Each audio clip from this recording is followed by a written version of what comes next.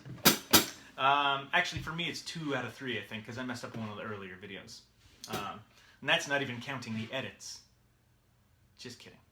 Anyway, so what I want to do is accent every 5 notes. All right? So if we're counting 1, 2, 3, 4, 5. 1, 2, 3, 4, 5. 1, 2, 3, 4, 5. Right?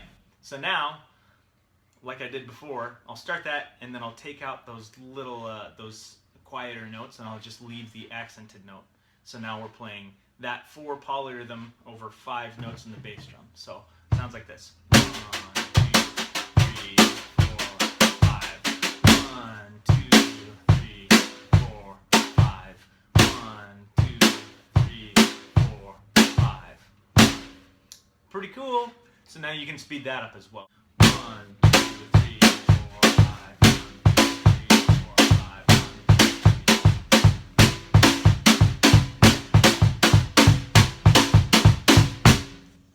Cool. Makes sense to everybody?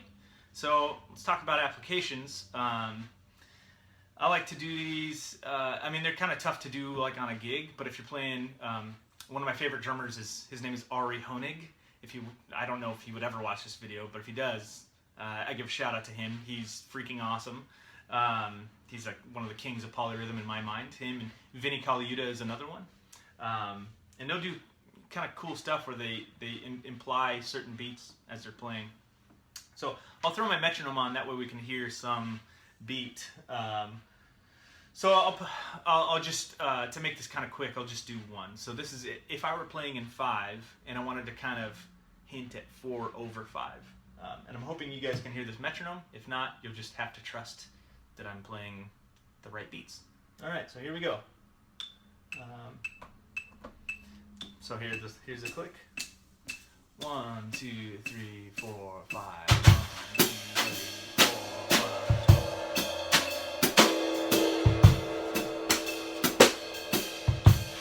Here we go.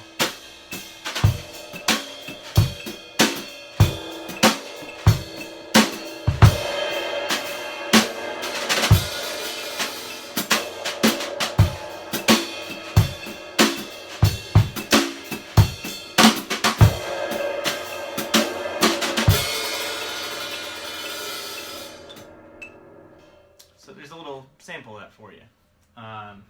Yeah, I hope you got something out of this video. You guys, my YouTube channel is Jesse Lee the Drummer. I hope you can start following. I'm going to try to post one of these videos at least once a week, and beyond that, well, for the polyrhythms, I'm going to try to post some other stuff even more, maybe 2 or 3 times a week. So hoping to develop some content and get some followers and stuff. So if you're watching this and you liked it, you should share it with all your friends, whether they're drummers or not. And if they're non-musicians, they'll probably be confused, but hopefully they get something out of my personality. Just kidding. Anyway, I hope everyone has a good day, and I'll see you next time on YouTube.